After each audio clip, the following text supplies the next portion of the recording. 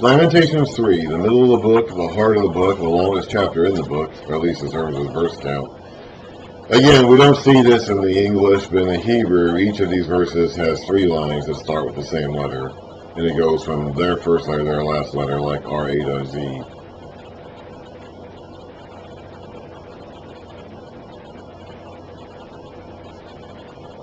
Lamentations 3.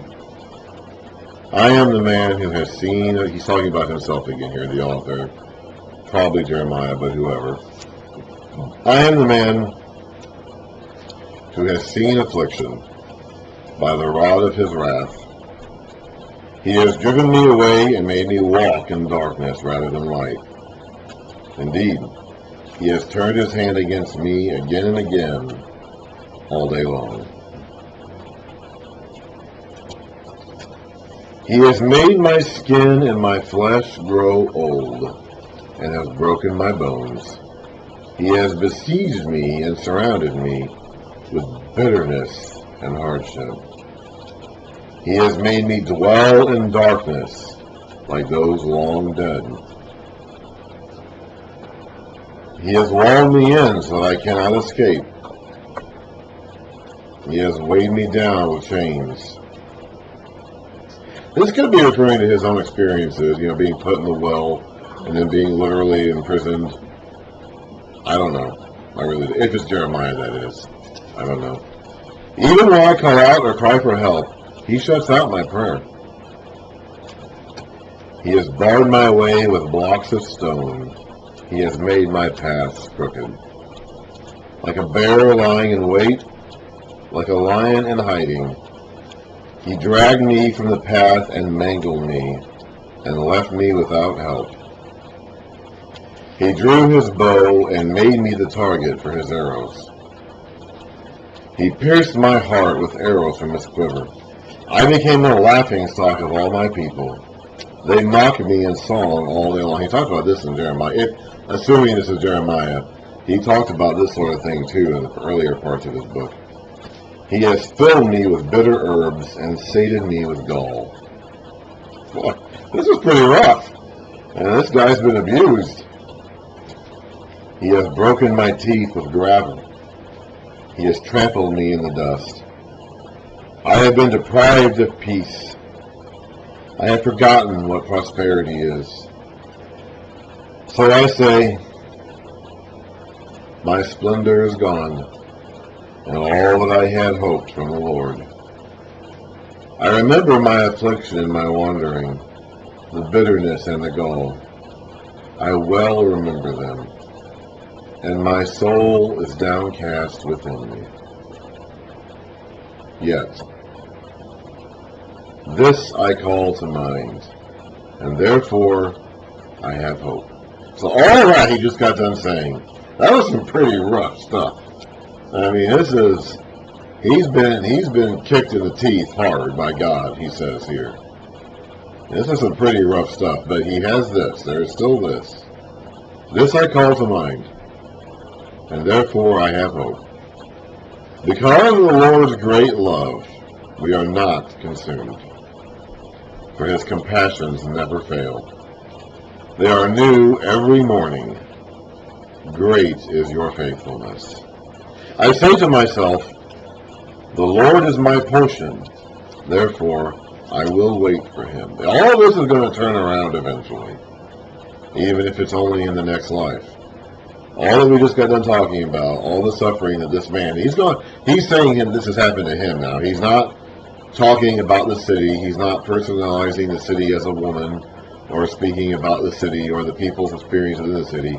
He's not talking about himself. He's saying, I am the man who has seen affliction.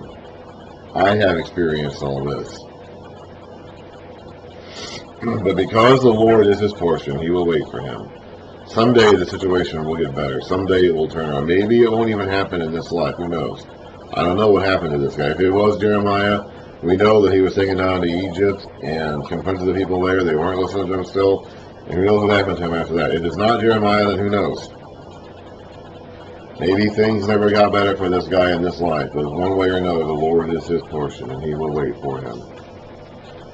The Lord is good to those who have hope in him, to the one who seeks him. It is good to wait quietly for the salvation of the Lord. It is good for a man to bear the yoke while he is young. Let him sit alone in silence. By the way, this is the high point of the whole poem. Okay, this middle portion of the middle chapter is the peak. I talk about the poem being kind of like a pyramid, going up and down. And this is the peak of the pyramid here. This is the emotional and thematic and theological climax of the book. We still have 2.5 chapters to get through, but this is the peak of the material. This is the main part of the message. Let him sit alone in silence, for the Lord has laid it on him. Let him bury his face in the dust. There may yet be hope. Let him offer his cheek to one who would strike him, and let him be filled with disgrace. So accept the rebuke. You're being rebuked. You're being punished. Accept it. Let it be a lesson to you. Don't let this pain go to waste. Now, this may not always be the case. Job was not being punished for sin or being taught. I mean, I guess you could say he did learn a lesson at the end. But he was not being punished. He was not being rebuked or reprimanded for sin. Suffering isn't always because of that. In this case, it was. In the case of Lamentations, the calamity was in the context of them suffering for their sins. In this case, you shouldn't ignore that. You shouldn't turn your, how does he say it here? You should let yourself be ashamed and disgraced at the rebuke you suffered, because it was a result of your sin. Learn from this. Turn from those sins and don't keep doing them. Turn from them and do what's right, and it won't happen again. This won't happen again. You may have problems, or you may still have suffering, but this won't happen again. For men are not cast off by the Lord forever. Though he brings grief, he will show compassion. So great is his unfailing love. For he does not willingly bring affliction or grief to the children of men. He will bring it, but he will not do so willingly. It is not his intent. It is not his purpose. It is not his desire. To crush underfoot all prisoners in the land, to deny a man his rights before the Most High, to deprive a man of justice, would not the Lord see such things? Who can speak and have it? So if you've done these things, would you not expect God to do something about it? Who can speak and have it happen if the Lord has not decreed it? Is it not from the mouth of the Most High that both calamities and good things come? Why should any living man complain when punished for his sins? Job wasn't punished for his sins, and yet he complained, and maybe even complained a bit too much. He started justifying himself in his own eyes, and so focused more on his own righteousness than God's. But he wasn't even punished for his sins. It's like if you are, it's like if you do the crime, you do the time. It's like if you are punished for your sins, then hey, what are you complaining about? Let us examine our ways and test them, and let us return to the Lord. Let us lift up our hearts and our hands to God in heaven and say, we have sinned and rebelled, and you have not forgiven. You have covered yourself with anger and pursued us. You have slain without pity. You have covered yourself with a cloud, so that no prayer can get through. And for sometimes a cloud would fill the presence of the tabernacle or the temple, or the space of the tabernacle or the temple, and that would indicate that the Lord was there, and no one could go in or out until that cloud had lifted. There was a cloud around Mount Sinai as well when God came down on Mount Sinai when they first got there. You have made us scum and refuse among the nations. All our enemies have opened their mouths wide against us. We have suffered terror and pitfalls, ruin and destruction. Streams of tears flow from my eyes because my people are destroyed. My eyes will flow unceasingly without relief, until the Lord looks down from heaven and sees. What I see brings grief to my soul because of all the women of my city. Those who were my enemies without cause hunted me like a bird. They tried to end my life in a pit and threw stones at me. That might have been, if this is Jeremiah, he might be literally referring to him going down that well. The waters closed over my head, and I thought I was about to be cut off. Now, the well didn't have any water in it, just mud, so that might not be him, or he might be talking about it figuratively. Who knows? When we meet him in heaven, I'll ask him. And if it wasn't him, I'll try to find the guy it was and ask him. I called on your name, O Lord, from the depths of the pit.